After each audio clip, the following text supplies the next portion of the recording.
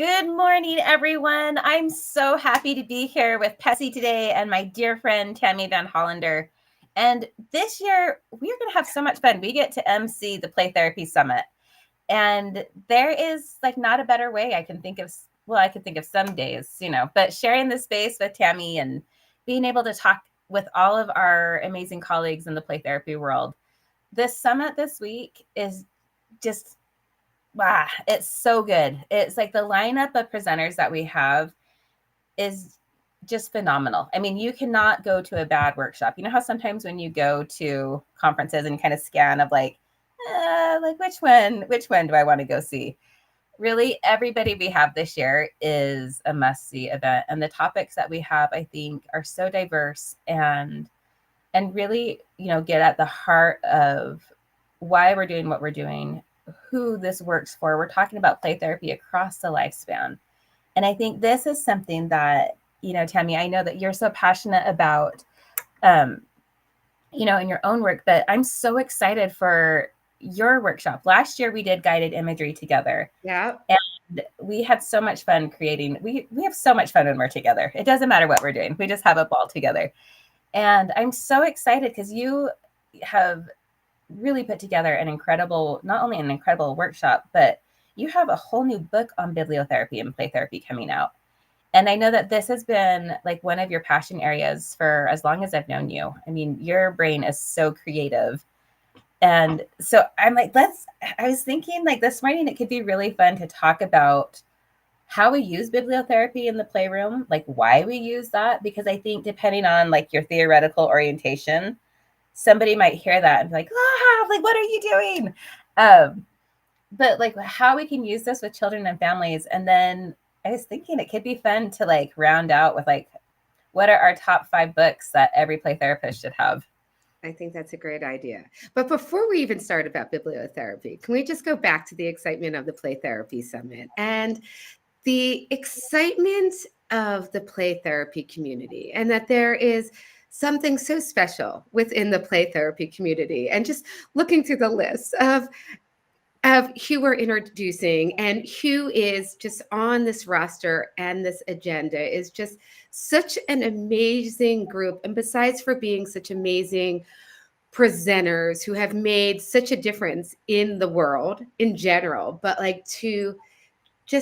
we know many of these presenters personally and have become such dear friends. And that's the beauty and the commonality of play therapy and the work that we do. And I think that's one of my most proud moments of being a play therapist, is looking at this community and being like, these are some of the most favorite people on the planet to me. And that I'm just so excited for this event and to just be a part of it. So I just wanted to throw that out there. Just what a special group we have coming up this week. Well, and I think with that, so David Crenshaw is our keynote speaker, and he not only has been a dear mentor to both of us over the years, but he's also one of my dearest friends. And I know you feel that way too. And David has done such incredible work for the field and for children and for justice initiatives for children. I mean, I don't know that there is a better hearted soul out there, and his passion and drive and commitment to helping kids and families, and especially those who have just experienced the unspeakables, the worst of the worst of humanity. And David has a way of just loving these kids and helping them heal. And I think whenever you're in David's presence, you feel that you're in your own soul, yes. Every time I see him, I come away, I feel like a better person because he rubs off on me.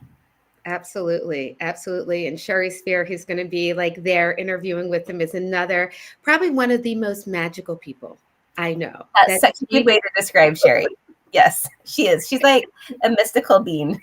She is a mystical being and another dear friend. And the two of them together, when I think of authenticity and just throwing away the interventions and the checklists and the worksheets. And I think many of us are like that within the play therapy community, but in general, that the two of them, their ability to see that spirit and authenticity of the child and bringing it, and that's it. It's their words without throwing in any other interventions, and just the beauty of relationship and the beauty of the children being the gift to us, as well as, we all trying to be that gift to the children.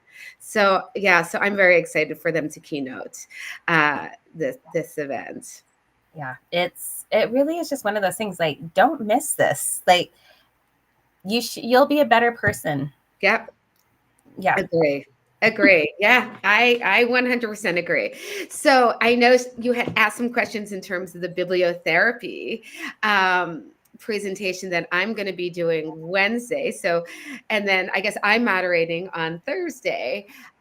So bibliotherapy for me, I mean, I spent years being trained in client-centered play therapy.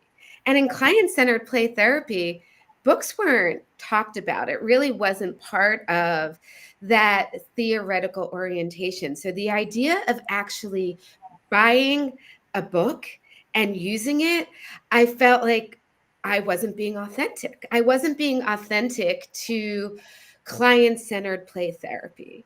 And it wasn't until many years ago when I went to my first play therapy conference, and it was meeting Dee Dee at the self-esteem shop, who Dee Dee has now retired. And I know, Claire, you know what this is like. You go to these APT conferences and there'd be books everywhere. And you'd ask for a book on something, and Dee Dee would give you the book and she would read it as if you are as a therapist, and she would say, okay, if it's a younger child, this is how you're gonna you don't have to go through every page, or you can go through the page. And she would sit there and she would read each one to you. And I was like, wow, like there is so much in terms of books that can deepen my work, and I can still be authentic to my theoretical orientation of client-centered play therapy. And so many of these books are just yet again an opening to going deeper into imagination. When we look at bibliotherapy and we look at play therapy, right? What a beautiful balance between the two of them. Right. Well, and I think that one of the things, like, I love about using bibliotherapy in the playroom is, for some kids, this is the first time they can see themselves in a new light, right? Like, they can connect in with a character where maybe they haven't had their own words or own way of, like, creating like a coherent story of themselves. And so, I mean, from anything from, like, understanding grief to being so mad about something to finally finding your place in the world and finding your own family. I mean, this is something that I think, one of my very favorite quotes actually comes from, oh, why am I cute Linda? I'm, of course, missing her last name because it's Monday morning. But Uh-huh. on the APT, like, YouTube video, like, from years and years ago, like, why play therapy works. Yeah. She says, we can't change the child's story, but what we can do is help the child change how they see themselves in their story. Beautiful. And that is something that has just stuck with me, like, my whole career. And I think that that's, like, one of the ways that we can bring in some magic in the playroom. And again, like, this idea of, like, I can find myself in here. I can see myself in here. I'm not alone in here. And maybe I'm alone in my real life, but in here, I matter and I can connect. And maybe the only person I can connect to is the little hedgehog who's having a similar experience as I am. Yes. But I have somebody to connect with now. Yeah, I agree. I mean, the connection and validating feelings. And there are so many wonderful authors, and you read these books, and it really is the co-therapist. I talk about Sandtray being the co-therapist, nature being the co-therapist and co-regulator, as well as these books that just create that connectivity, that relationship, that connection with the character that then they can move deep into the play. I mean, for since you know how much I love books, Claire, and that, I mean, I can't tell you how many emails and yeah, over the years, emails or messages that I have gotten. Okay, I need a book for grief.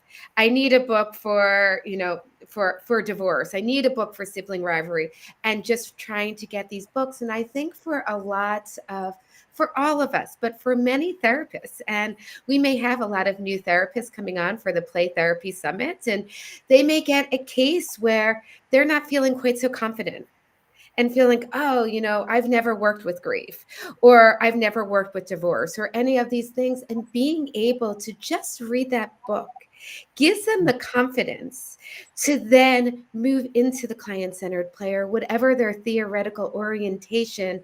It's giving them some of those words and even some of the psychoeducation that we find in books for all therapists, which becomes so powerful. I mean, often all you may need is that one really good book, and then you just go right into the playroom without these other pieces. And it's whatever. It's almost like when a child goes into the playroom and they're picking whatever tools, whatever toys, whatever sand tray miniatures, and they're playing it out. It's even picking that book. So we do have directive books that we can use to really help a child. But within my office, I have so many books that we'll talk about, actually, that are just books that are so beautiful that everybody should have, that everybody should read, that build that deeper healing, even though it's not specific to a specific thing going on, that then creates so much of that safety, right? Creating that safe psychological distance that the books do, creating the safe psychological distance that the play does.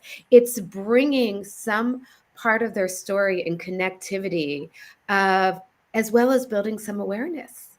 And not only the books giving them some ideas, but I'm a big fan of what these books, well, what's your, if you rewrote it, what was your ending like? Let's rewrite it how you would write it. What would your character be like? And how are we expanding it? And there's so much we could do in terms of expanding it in so many different ways with so many of the tools, whether we're bringing in guided imagery, because there are so many amazing mindfulness books, right? And creating that. But every book that we read, especially, Claire, I think for us as play therapists and creatively, you can give me any book. And like that, it's just automatically either authentically going to be a prompt, which the child could, it's an invitation.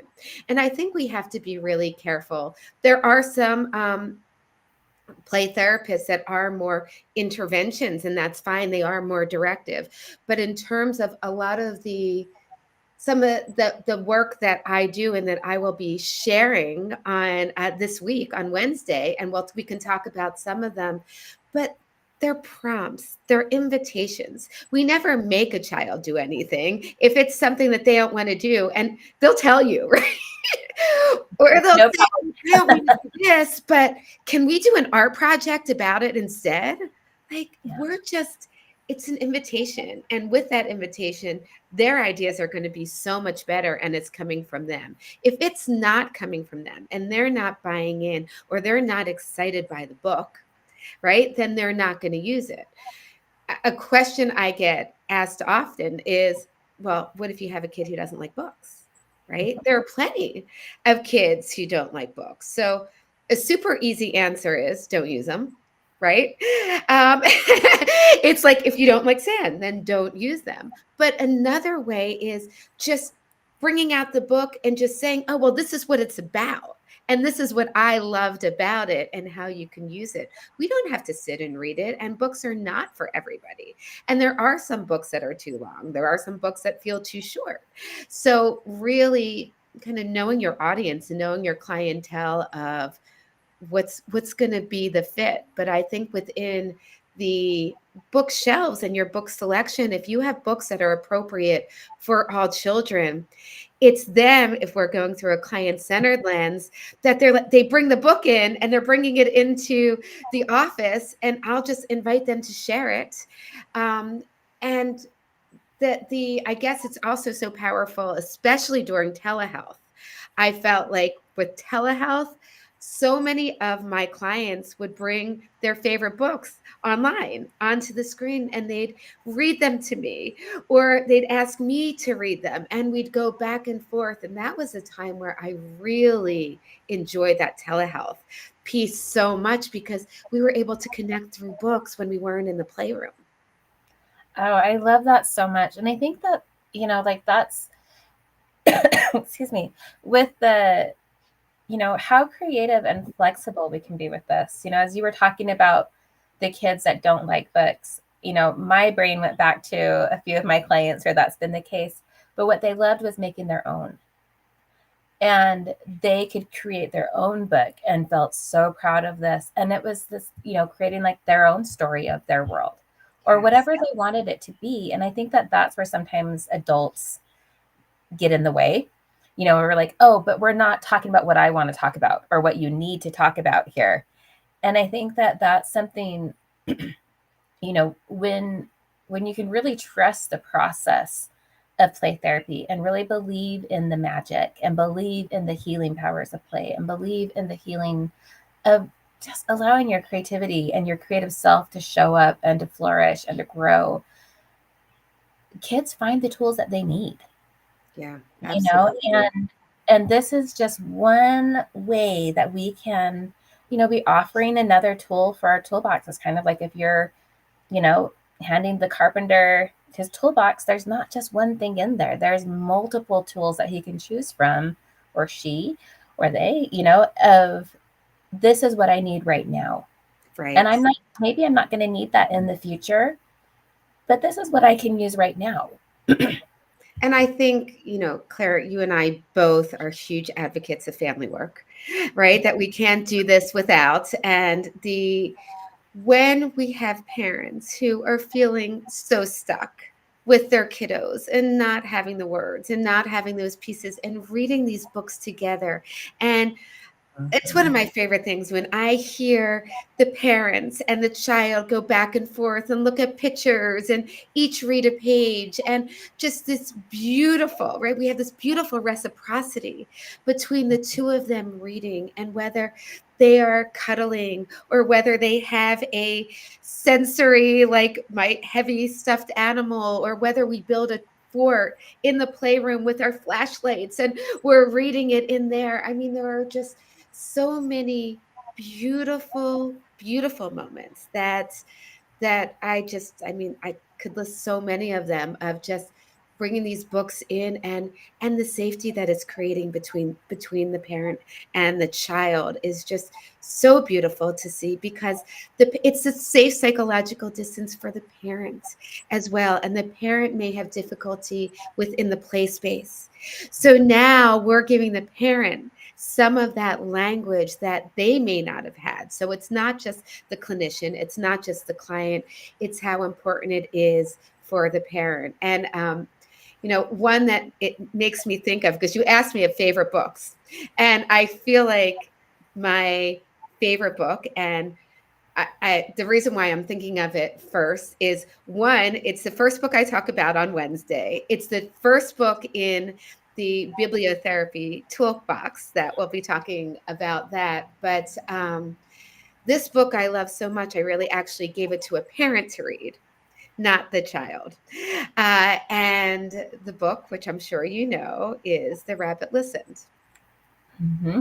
by Corey Deerfield. And so we have this beautiful book, right, of this child who is building blocks and gets so frustrated and knocks the blocks down, right? And then all the different animals come and tell the child how to act. To the snake wants to slither, and the hyena wants to laugh about it, and the bear wants to growl about it. And the whole time, the rabbit is in the corner, and the rabbit's just there and just listens. And then the rabbit comes up and gets next to the child, and they create that safety. And then the child's able to stomp and yell and laugh and do all the things at their own process. And I remember when I was sharing this story with one of the parents during a parent coaching session, the dad said, wow, I need this. And he bought it and he was reading it every single night before he went to bed because he needed that reminder of how to listen. And I think we all need that reminder of how to listen. We can all be any of these different characters in the book. And when we're able to process it with the child, well, which animal is your teacher? Which animal is your sister? Which animal do you feel like your therapist is or your old therapist was? And what do you need? And I have one of those big stuffed animals. It's big. I think it's called jellyfish. Is those really soft big bunnies. So the bunny is part of my therapy bunny because that's my rabbit that listened. But I love it so much because it's not interventions. It's not telling them what to do. It's trusting the process and the importance of just being there in relationship, and whatever the child needs, we're there. We're there to hold it in whatever beautiful space that needs to be in. Tam, I just love your heart. And I just am so excited, like, to just come listen to you. I mean, you and I could talk about this, and we have talked about these things, for days on end. And I just am so thrilled that you're going to be able to share your heart and the work that you do in the summit. And I hope everybody, will come join us. Tammy's going to be kickstarting off the summit for us this year. So bright and early on Wednesday morning, where she's going to be sharing more of her interventions, more of her heart, more of her work. And I just can't wait to learn more from you. So thanks everybody for joining us this morning. And I can't wait to see you at the Play Therapy Summit. It's this week and it's live and online. And if you can't make it, you can also purchase the recorded sessions for a home study course. And so you don't have to miss out on all the magic and goodness that's coming your way. It's So going to be amazing. it is just going to be so awesome. I'm so excited. Thanks so much, everyone. And we'll see you at the summit on Okay. Wednesday.